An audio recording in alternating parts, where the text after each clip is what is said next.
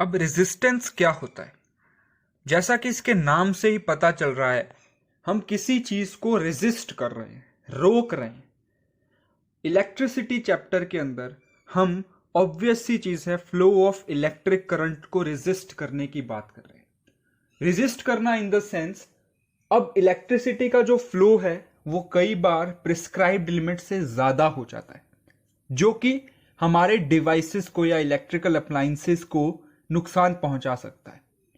अब ऐसी situation avoid करने के लिए हम रेजिस्टेंस या रेजिस्टर्स का इस्तेमाल करते हैं, ताकि वो जो इलेक्ट्रिक फ्लो का जो करंट है वो विद इन प्रिस्क्राइब्ड लिमिट्स रहे। Resistance is the property of conductor to resist the flow of electrons in an electric circuit. एक इलेक्ट्रिक सर्किट के अंदर फ्लो ऑफ इलेक्ट्रॉन्स को एक हद तक रेजिस्ट करने की जो प्रॉपर्टी है उसे रेजिस्टेंस बोलते हैं। Resistance play a very important role in keeping the flow of electric current within prescribed limits. हमारे डोमेस्टिक इलेक्ट्रिक सर्किट्स की अगर हम बात करें तो 220 वोल्ट्स जो है that is the prescribed limit. उससे ज्यादा होते ही that could be harmful for our appliances.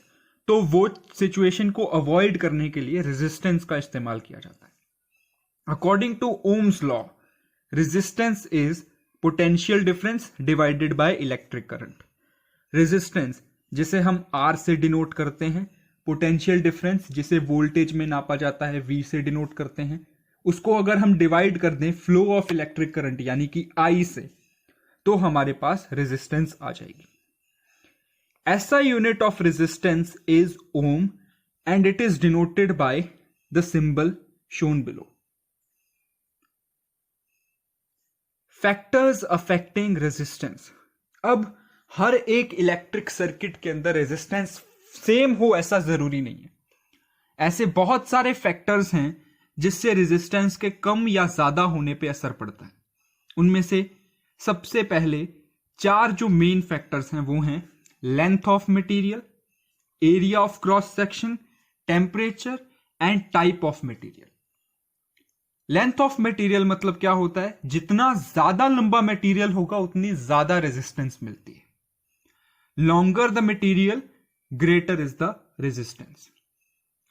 Area of cross section, area of cross section का मतलब है जितना ज्यादा एरिया होगा इलेक्ट्रॉन्स के फ्लो के लिए उतना ही कम रेजिस्टेंस।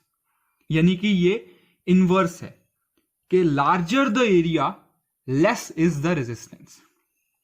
टेम्परेचर, जितना ज्यादा टेम्परेचर होगा उतना ज्यादा रेजिस्टेंस होगा। बिकॉज इंक्रीज इन टेम्परेचर से जो इलेक्ट्रॉन्स हैं उनके फ्लो को एक एक्सटर्नल एनर्जी, एक काइनेटिक एनर्जी मिलती है, जिसके कारण वो जो रेजिस्टेंस है वो बढ़ जाता है। काइंड ऑफ मटेरियल, अब मटेरियल कौन से टाइप का है? फॉर एग्जाम्पल अगर मेटल है तो उसके अंदर से ज्यादा रेजिस्टेंस होगी। ऑब्वियस सी चीज है, मेटल्स में भी अलग अलग कैटेगरीज है बेस्ड ऑन देयर रिएक्टिविटी। तो ये जो रिएक्टिविटी है इस चीज को ध्यान में रखते हुए अलग अलग तरीके के मेटल के अंदर रेजिस्टिविटी अलग अलग होती है। Iron has more resistance compare to copper. अब रेजिस्टिविटी क्या होता है? रेजिस्टेंस, रेजिस्टिविटी दोनों बहुत रिलेटेबल टर्म्स हैं, बट दोनों में बहुत ही इंपॉर्टेंट फर्क होता है। Resistivity is the measure of resisting power of a specified material. जो भी मटेरियल हम इस्तेमाल कर रहे हैं उसे इलेक्ट्रिक करंट के फ्लो होने में कितना रेजिस्टेंस मिल रहा है या वो फ्लो ऑफ इलेक्ट्रिक करंट को कितना रेजिस्ट कर सकता है, उसकी क्षमता, उसकी पावर रेजिस्टिविटी है। ऐसा unit of electrical resistivity is ohm metre, यानी कि पर्टिकुलर मीटर पे कितने ओम का रेजिस्टेंस मिल रहा है, that is resistivity. Based on the property of resistivity the materials are divided into category of insulators, conductors and semiconductors. जो ये कैटेगरी हमने पढ़ी थी राइट इन द बिगिनिंग कि इंसुलेटर क्या होते हैं, कंडक्टर्स क्या होते हैं, good conductor, bad conductor, basically semiconductor and conductor ही होते हैं। तो ये जो डिसाइडिंग फैक्टर होता है ये रेजिस्टिविटी होता है।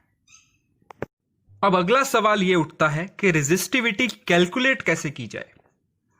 प्रीवियसली वी डिस्कस्ड कि जो रेजिस्टेंस है वो कैसे कैलकुलेट किया जाता है। रेजिस्टेंस जो है वो किन किन फैक्टर्स के ऊपर डिपेंड करता है, जैसे कि length, area of cross section and material. Length के रेजिस्टेंस जो है वो डायरेक्टली प्रोपोर्शनल होती है, यानी कि अगर इंक्रीज करेंगे लेंथ तो रेजिस्टेंस इंक्रीज होगी। वेयर एज एरिया के इनवर्सली प्रोपोर्शनल होती है, यानी कि जितना हम लोग डिक्रीज करेंगे एरिया उतना ज्यादा रेजिस्टेंस होगा। तो हम लोग लेंथ को रेजिस्टेंस के प्रोपोर्शनल मान के चलते हैं और area will be are 1/a, जहां हमारा length r is equals to l होगा, वहां एरिया r 1/a होगा।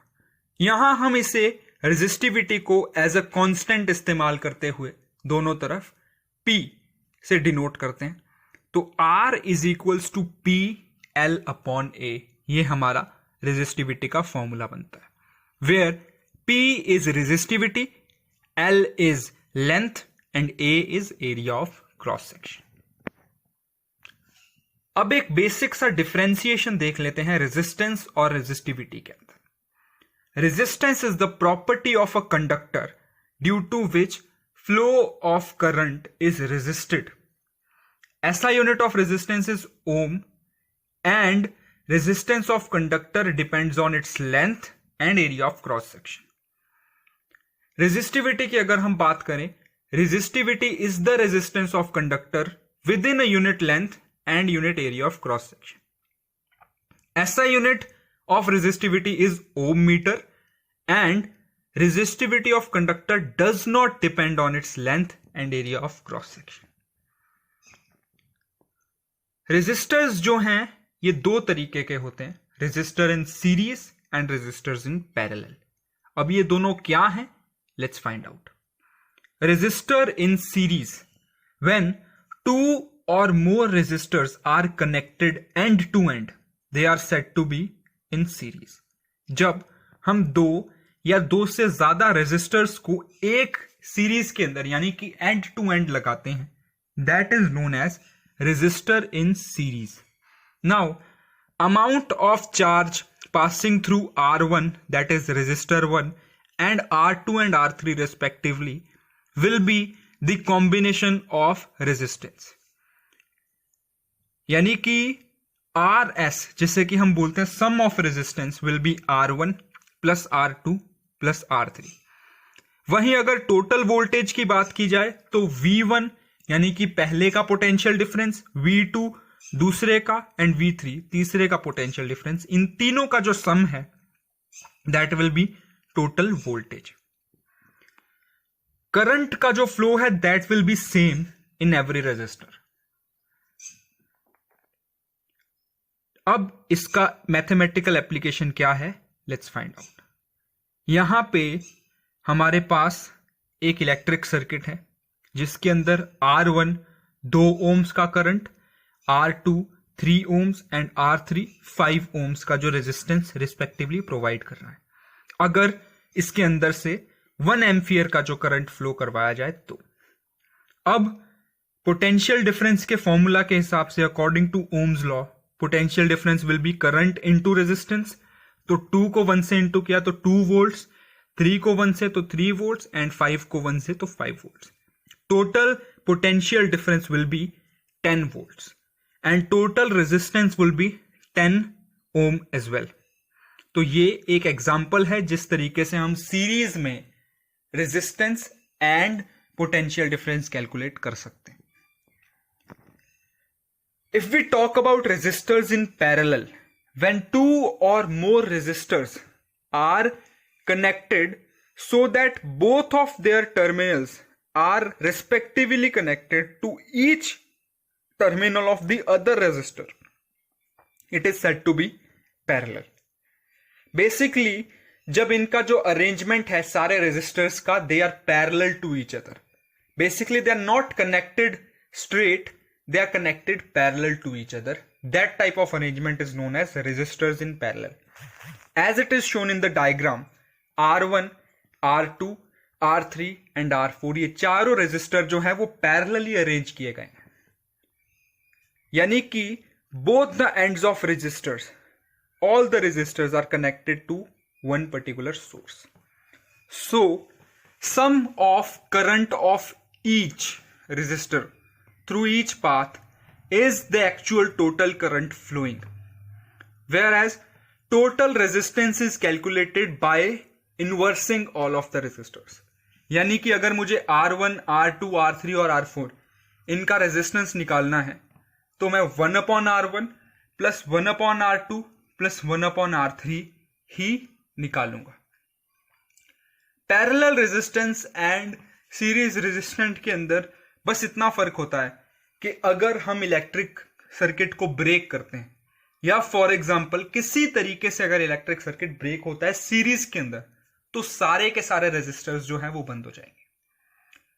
वेयर एज अगर पैरेलल की बात की जाए तो अगर एक पर्टिकुलर रेजिस्टर जो है किसी तरीके से बंद हो जाता है या फ्लो ऑफ इलेक्ट्रिसिटी वहां पे ब्रेकआउट हो जाता है, तो बाकी के जो सारे हैं वो वर्किंग में रहेंगे. सो पैरेलल रेजिस्टर्स जो हैं वो कंपैरेटिवली ज्यादा बेटर ऑप्शन रहते हैं in comparison to resistors in series. Resistors in parallel, अब ये कैसे डिराइव किया जाता है इसका एक बार मैथमेटिकल एक्सप्रेशन देखते हैं. Current passing through R1 will be I1 and I2 and I3 respectively. वो कैसे निकाला जाता है? Potential difference divided by resistance. अब ऐसे केसेस में पोटेंशियल डिफरेंस जो है वो सेम रहता है. सो V/R1, V/R2 and V/R3 will be the current passing, whereas the current is V divided by R. So total current will be I1 plus I2 plus I3. अब हम क्या करेंगे, I की जो वैल्यू है उसे V/R से सब्सटीट्यूट कर देंगे. तो यानी कि I1, I2, I3 की जगह हमारा अब वैल्यू क्या रहेगी? V/R1 plus V/R2 plus V/R3.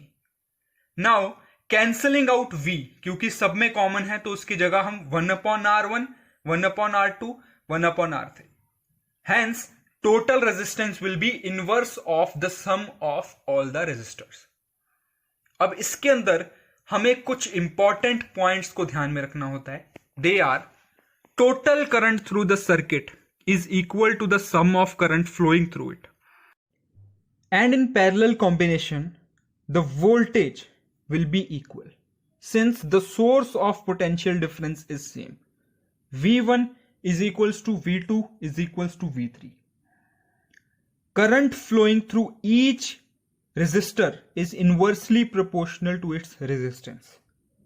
Current जो है वो अपने रेजिस्टेंस के इनवर्सली प्रोपोर्शनल होता है, यानी कि जितना ज्यादा रेजिस्टेंस होगा उतना कम करंट फ्लो करेगा. अब ऐसा भी कई केसेस में होता है कि सीरीज वाला और पैरेलल वाला दोनों कॉम्बिनेशन में रहें एक ही सर्किट के अंदर. Resistors can be connected both in series and in parallel और in combination. In series circuit, electrons travel only in one path. Here the current will be same which passes through each resistor. Voltage across each resistor will be different.